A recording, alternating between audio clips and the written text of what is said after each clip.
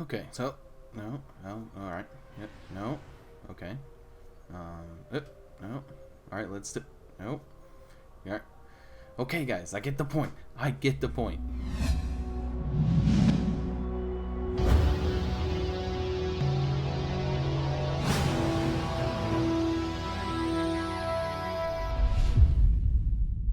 Today on this old tower, we're going to be taking apart a new tower and putting together 15 different types of sanding shaders.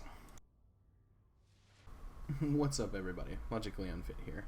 This week on ToTheTower, I'm going to show off what Zer's selling for us this weekend. I'm going to tell you guys some cool stories that happened to me during the week, and of course I'm going to also show off the story of my first Gjallarhorn. This week, Zer brought us the Peregrine Greaves for the Titan. These Greaves are pretty awesome because they allow you to get more damage when you use your charge from the shoulder charge from in the air. He's also brought the Crest of the Alpha Lupi, which is a awesome chest for the hunter. It allows you to literally sprint past your friendlies and revive them. It's really useful in the Trials of Osiris. And of course it's got some special weapon and heavy ammo perks. And then of course the always favorite Heart of the Paraxic Fire, which allows you to literally become death incarnate when you revive yourself as a warlock. He also brought the Red Death, which is a pulse rifle. I do not have this one yet, so I'm going to definitely grab it. It's got unflinching, which allows you to keep shooting while under fire, and of course Red Death, which allows you to gain health while killing and shooting people, which is pretty awesome.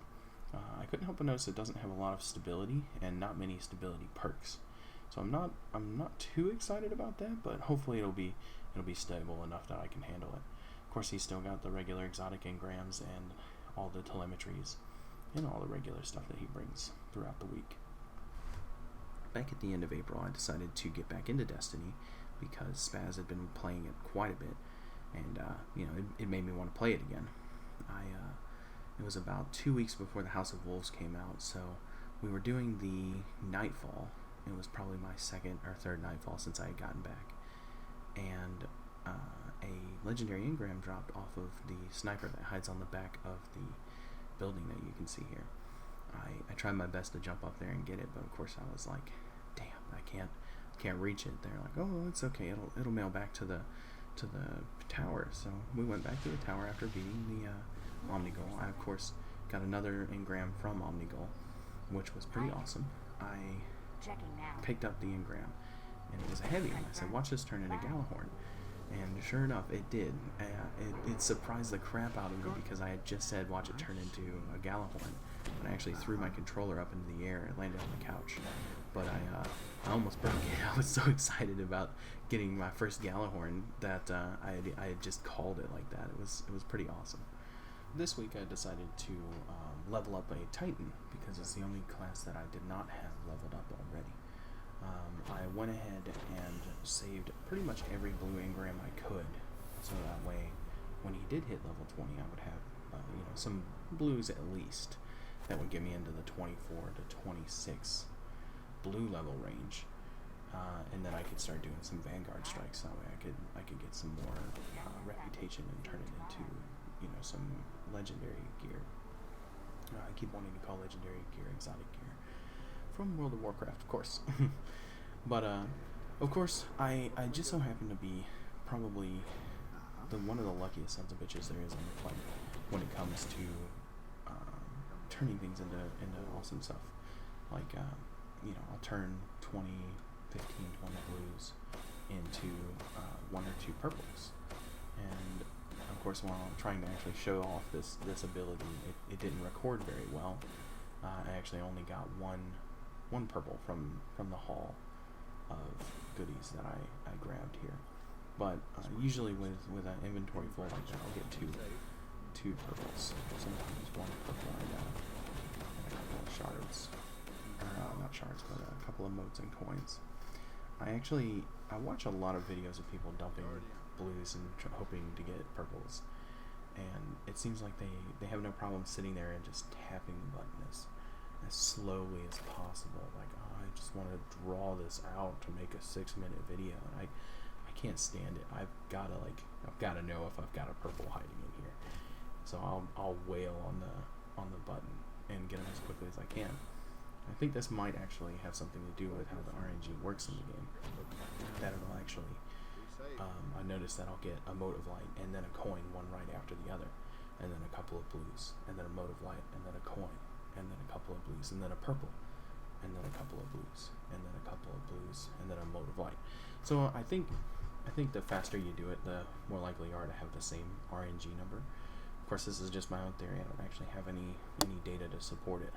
So give it a try the next time you got a handful of blues that you wanna decrypt. Maybe you'll end up getting some more than just a couple of blues that you're gonna junk for weapon parts and armor parts.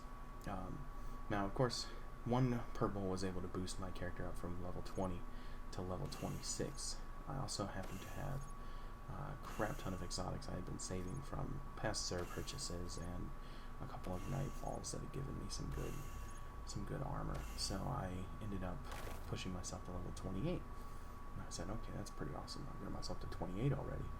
Now I need some more blues, or purples rather. And then I remembered I had just picked up a armor core from the Prison of Elders earlier this week. So I immediately jumped on the nearest bus to the reef and decided to pick up the chess piece I think they had for us at the outpost, which then turned around and boosted my character up to 28 without using my exotic. So I threw on the exotic boots that I had as well, and that put me to level 30. So literally from level 20 to level 30 in all of about 5 minutes, because I had to watch the cutscene at the beginning because I hadn't been there yet. And of course this just made it pretty awesome that I've already got a Titan that's level 30, which I started about 10 minutes after I uploaded the video last week.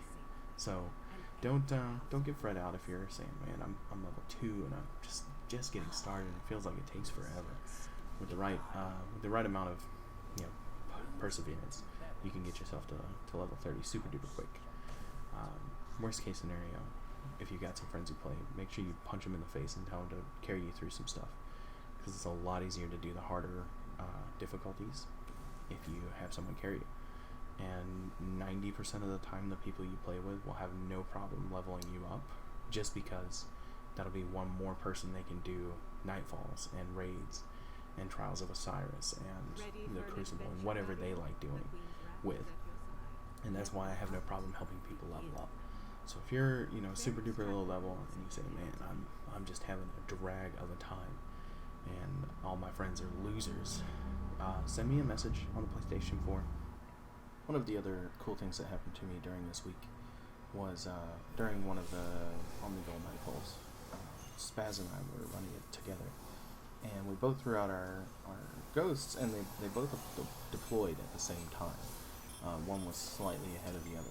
Fortunately, we both had the same skin for our ghost, and we couldn't tell whose was whose.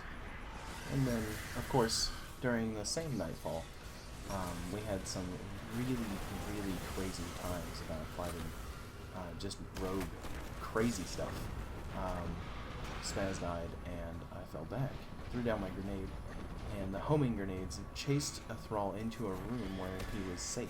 Like, that thrall knew that he would be safe inside that little tiny room, the little spawn room rather, and it was like he knew that I should go in there to save my life. And it was crap. Like, I want to know if he was programmed to do that, or if it just happened like that. Why are they able to re-enter those rooms? Like, it's a pain enough as it is for them to just hover inside that room and wait for you to lose interest before they come out and try and kill you. But for him to use that as a saving himself method, it was pretty hilarious. Especially seeing as we almost lost the nightfall at least twice because of all the crazy that was happening during that nightfall. Do you like this video? There is a button. It's a very sexy button. It says subscribe on it. I wish I could click on it, but YouTube won't let me.